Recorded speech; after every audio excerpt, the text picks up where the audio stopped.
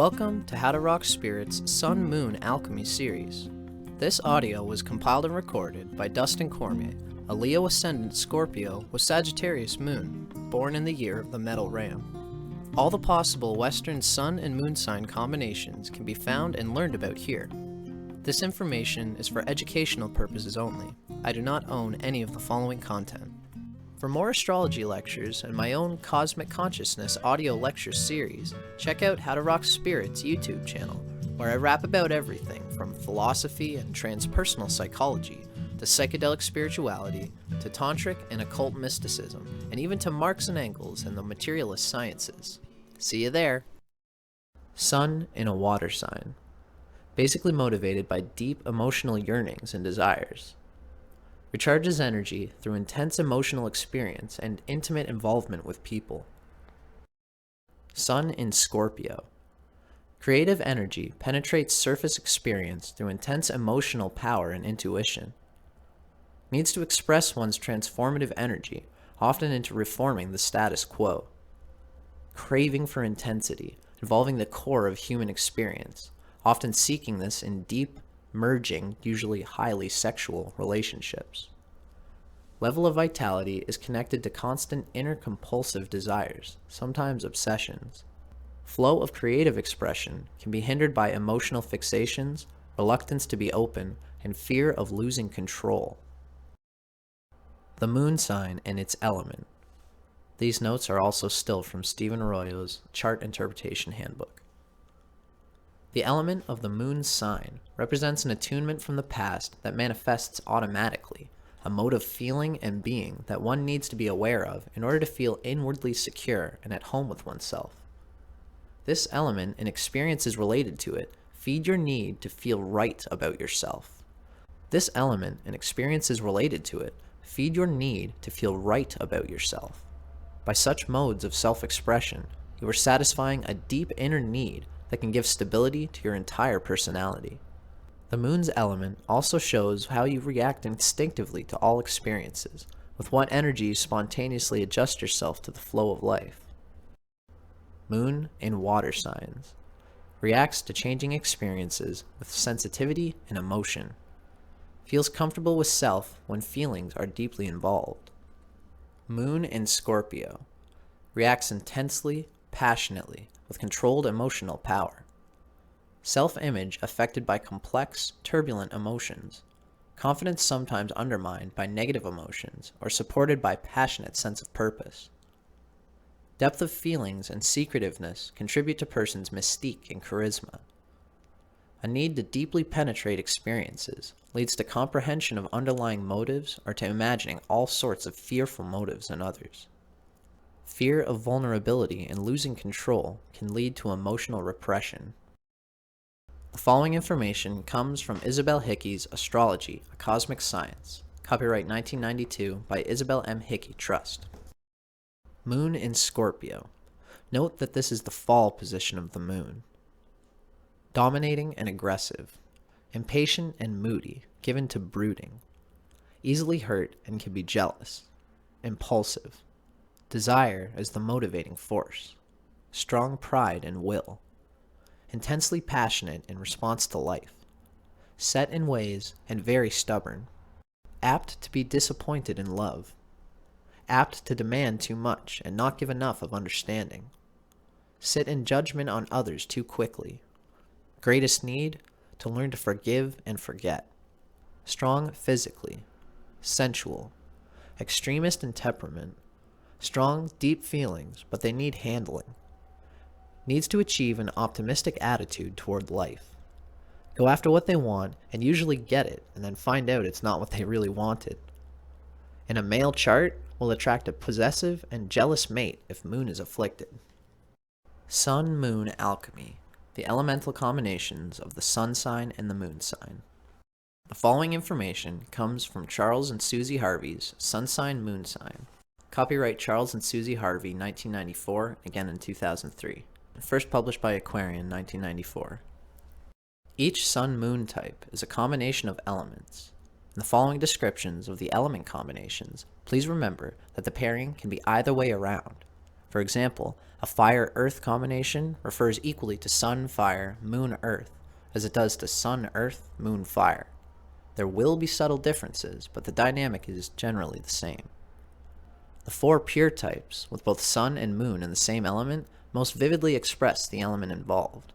Such an emphasis on one element also represents an imbalance, so such types are liable to swing into their complementary or opposite element.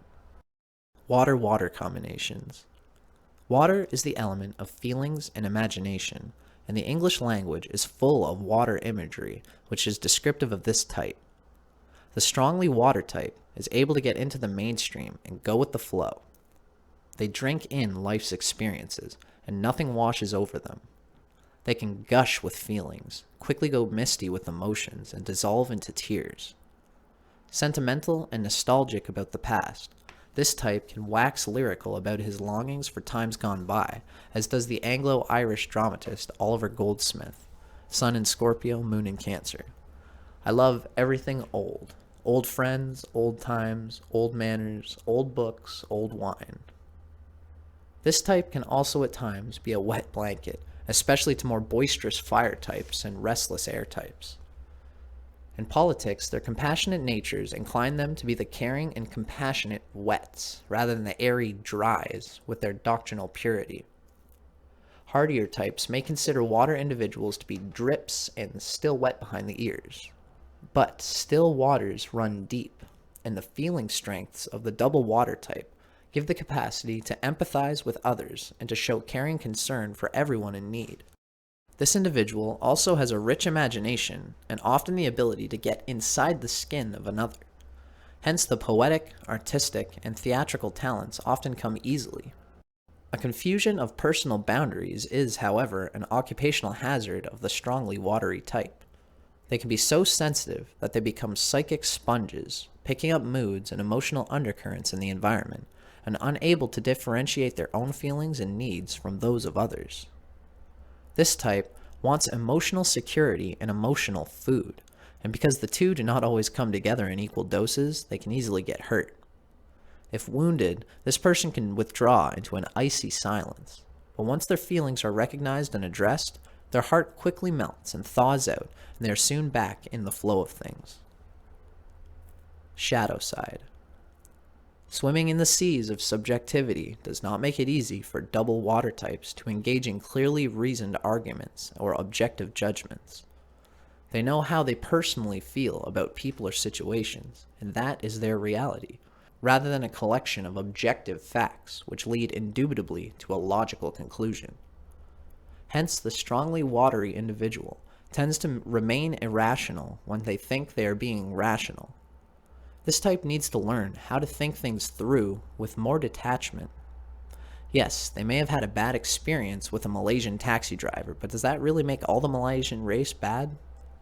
The double watery type is also prone to cling in relationships because they provide the arena for the emotional exchange, containment, and security that is so vital for this individual's well-being. This type often needs to learn that letting go of just a little and allowing loved ones more room for maneuver usually strengthens rather than jeopardizes a relationship. Male versus female.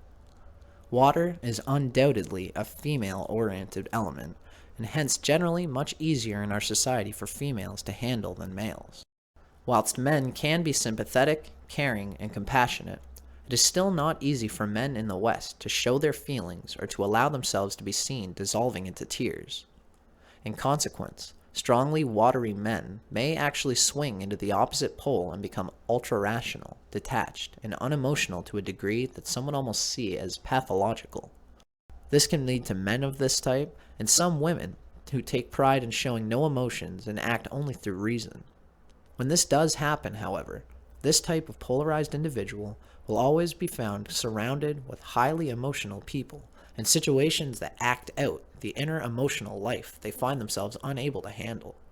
This can be seen in the super rational husband with the hysterical wife, and the calm, reasonable psychologist who is deeply concerned in a supremely rational way to help those who have become confused and emotionally disturbed, quote unquote. The following observations about your Sun-Moon combination are drawn from insights gained from astrologer Jefferson Anderson's book, Sun Sign, Moon Sign, an observation of many different individuals. The writing itself comes from Mantak Chia and William Yu Wei's Cosmic Astrology. Copyright 2012 by North Star Trust, published by Destiny Books. Sun in Scorpio, Moon in Scorpio. The fanatic. You can be carried off by the absolute force of your emotions, or let them elate you to unearthly and aesthetic heights that few can even conceive of. You have a distinguished presence and enormous powers of concentration. When you enter a room full of people, you get attention. Magnetic, forceful, and purposeful, others think you are out to get them. You accept virtually nothing at face value, and you are continually looking for meaning and significance. To the acute and inventive double Scorpio, even the most commonplace issue can seem promising or suspicious. Depression and preoccupation afflict the double Scorpio. You can be haunted with your own mortality and have a somewhat ghoulish outlook. Not many know what all that silent contemplation is about, because you keep these notions and concerns to yourself. Instead of swallowing it at the expense of your emotional health, learn to express what you are feeling. You subconsciously absorb the impressions, feelings, moods, and even the dreams of those around you. You would be a superb scholar, scientist, or psychologist because you enjoy probing deeply into things. Resource management is another possibility, so long as it is management and not manipulation. It is not easy for you to give to another romantically because you are essentially in love with yourself, but you do have strong sex urges, and this makes you have a lot of sex appeal to many. You might become violent in a super tense or emotionally charged situation because of your very low stress threshold. Many double Scorpios are lawbreakers because they do not believe they have to answer to anyone for their actions. It is vital for you to practice temperance with your indulgent and sensual nature. Your endowments can easily be dispersed through extravagant pleasure-seeking, self-love, and in some cases sorrow, but you have the willpower and discipline to master just about anything if you can redirect some of those powerful motivations to loftier enterprises. Possibly, you could be a great artist, but if you continually concentrate on the next rung on the ladder, that is not likely. You can stand out in any career involving detective work and analysis, in addition to creative avenues of expression. Notes from Charles and Susie Harvey's Sun Sign, Moon Sign. Sun in Scorpio, Moon in Scorpio. Your greatest strengths. Sheer drive, energy, and stamina. Astute observations and analyzing abilities. Loyalty and dedication to whatever captures your imagination. Emotional courage and creative potential. Your greatest weaknesses. A tendency to let suspicions and cynicism limit your capacity for relaxed enjoyment. Reluctance to share your fears, inclination to take yourself too seriously, desire for revenge, and proneness to get stuck in negative emotions. Images for integration. A pile of manure slowly permeates the deeper soil as the November rains soak the still, dark garden. A millionaire businessman establishes a foundation for medical research.